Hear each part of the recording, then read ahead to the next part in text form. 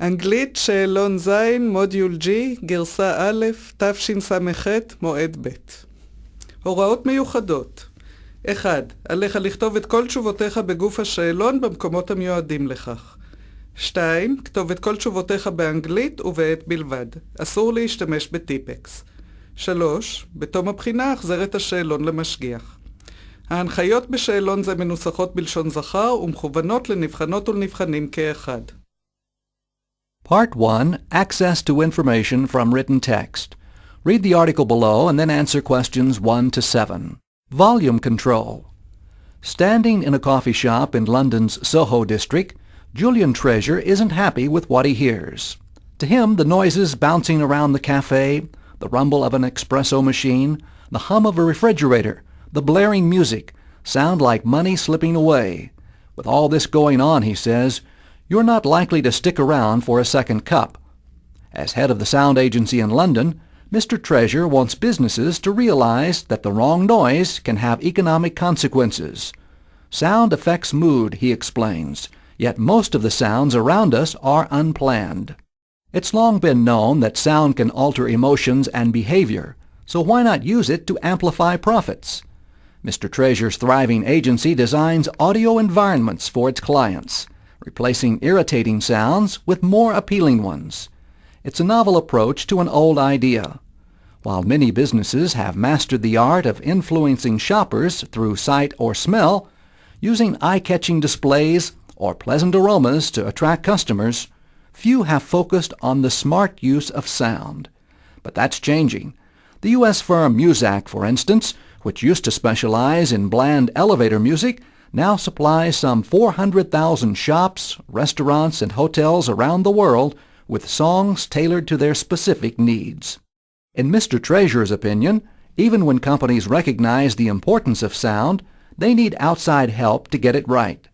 He offers the example of a chain of British toy shops where, in 2005, his agency replaced nursery rhymes and kiddie pop with relaxed classical music.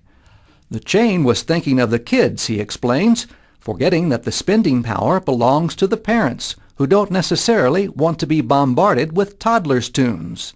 With the new music in place, sales increased by up to 10%. This is also consistent with a basic rule of retailing. Slow is good.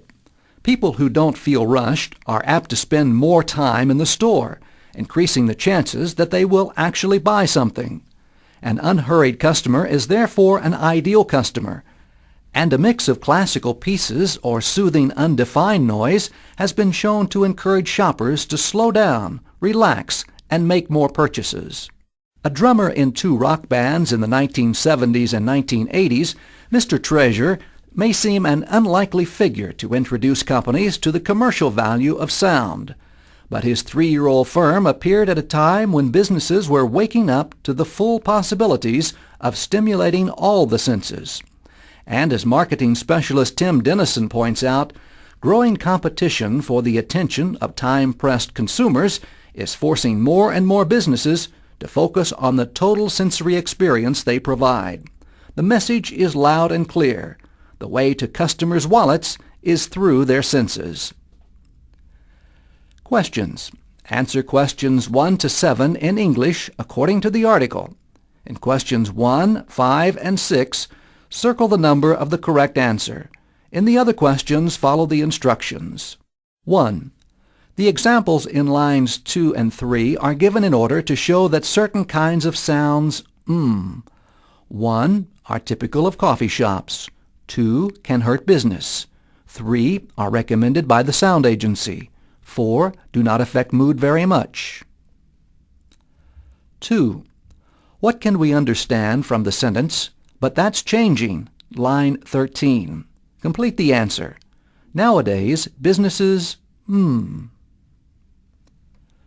3. What does the story of the toy store show? Lines 17 to 22. Put a V by the 2 correct answers. 1. Why stores should change their music from time to time. 2. How people's taste in music has changed.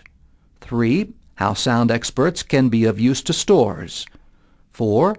Which businesses best understand the importance of sound. 5. What kinds of mistakes sound experts can make. 6. Why stores must identify their customers correctly. 4. According to both the third and fourth paragraphs, lines 17 to 27, how can store owners promote sales? 5. From the phrase, an unlikely figure, lines 28 and 29, we can understand that the writer would not have expected Mr. Treasure to 1. Know a lot about sound. 2. Like classical music. 3. Become a business advisor. 4. Look for another career. 6. What can we understand from Tim Denison, lines 28 to 34? 1. Why people have less time to go shopping. 2. Why the experience of shopping is changing. 3. Which kinds of sensory experience customers prefer. 4. Why it's important to increase competition between businesses. 7. Give a fact from the article which helps explain why the sound agency is thriving. Line 9. Take your answer from another paragraph. Part 2, Written Presentation. Write 120 to 140 words in English on the following topic. Write in ink, not in pencil. Pay careful attention to handwriting. Make sure you write legibly and to the point. 8. An international teen magazine has asked readers to write on the following topic. It has been suggested that in order to increase road safety, everyone with a driver's license should be required to take another driving test every 5 years. Do you agree or disagree with this suggestion? Write a passage for the newspaper stating and explaining your opinion. Use this page and the next, numbers 5 and 6, for writing a rough draft. בהצלחה.